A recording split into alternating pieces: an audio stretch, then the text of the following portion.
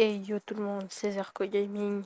Aujourd'hui on se retrouve pour une nouvelle vidéo pour vous montrer top 10 des joueurs nés en France mais qui jouent pas pour les Bleus. Donc c'est parti.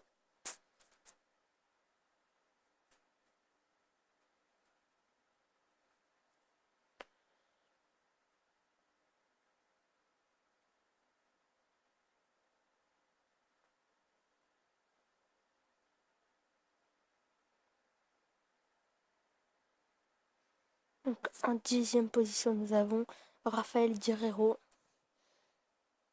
Donc attendez, je vais vous dire ça.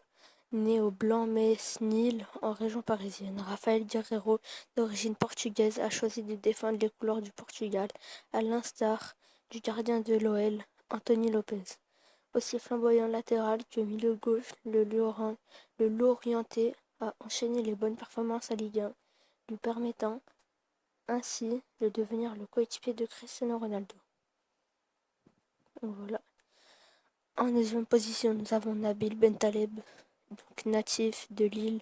Nabil Bentaleb aurait pu porter les couleurs des Bleus. Le milieu de Tottenham a d'ailleurs effectué quelques matchs avec l'équipe de France de jeunes, mais a finalement opté pour la sélection algérienne, le pays de ses deux parents. En 8e position, nous avons Sofiane Feghouli.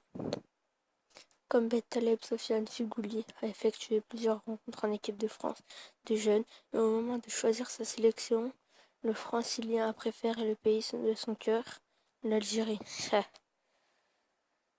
En 7e position, nous avons Yacine Brahimi. Décidément, l'Algérie présente une superbe équipe sur le papier et l'équipe de France peut s'en mordre les doigts. Yacine Brahimi a lui aussi décidé de jouer pour les Fennecs, malgré une belle histoire entre lui et les Bleus qui a commencé il y a bien longtemps. Le Parisien a joué pour la France en U16, U17, U18 et U19 et en espoir. Donc, en 6e position, nous avons Riyad Mahrez et la folie algérienne continue. Après Bentaleb, Feghouli et Brahimi, c'est au tour de Riyad Mahrez de jouer un mauvais tour à Didier Deschamps. Brillantissime du côté de Leicester cette saison, le natif de Sarcelles aurait sans doute pu prétendre à une place dans le groupe français, mais son attachement à ses origines a pris le dessus. En 5e position, nous avons Yannick Bolasie.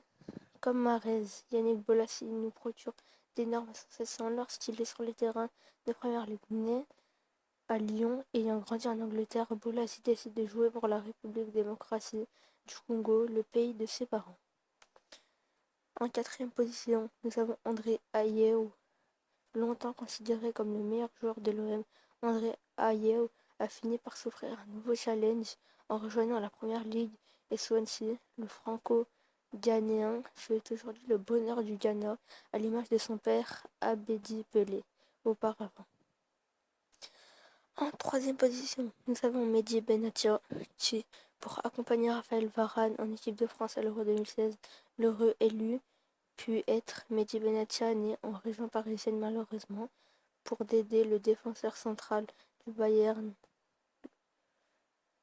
Munich, fait partie des leaders de la sélection du Maroc. Il joue d'ailleurs avec les Lions de l'Atlas de la catégorie U17. En 2e position, nous avons Gonzalo Higuaín. À l'inverse de tous les autres joueurs présents dans cette liste, Gonzalo Higuaín n'a pas vraiment eu le temps de s'imprégner de la culture française. Le natif de Brest a grandi en Argentine et a logiquement choisi de jouer pour l'Habit Céleste. On me dit dans l'oreillette que Lionel Messi regrette cette décision. En première position, Pierre-Emerick Aubameyang. Sur la première marche du podium, on retrouve Pierre-Emerick Aubameyang, absolument génial du côté de Dortmund cette saison. Né à Laval, l'ancien Stéphanois aurait fait partie de l'armada offensive de l'équipe de France s'il n'avait pas décidé de jouer pour le Gabon. Aurait également pu faire partie de cette liste à Lopez, Portugal, Obraniak, Pologne, Belanda, Maroc, Tamba, Sénégal, Lemina, Gabon, Sertic, Croatie ou encore Mandi ou Goulam, Algérie. Bon, j'espère que cette vidéo vous aura plu. Si elle vous a plu, n'hésitez pas à lâcher un petit like et à vous abonner. C'était Zerko Gaming et puis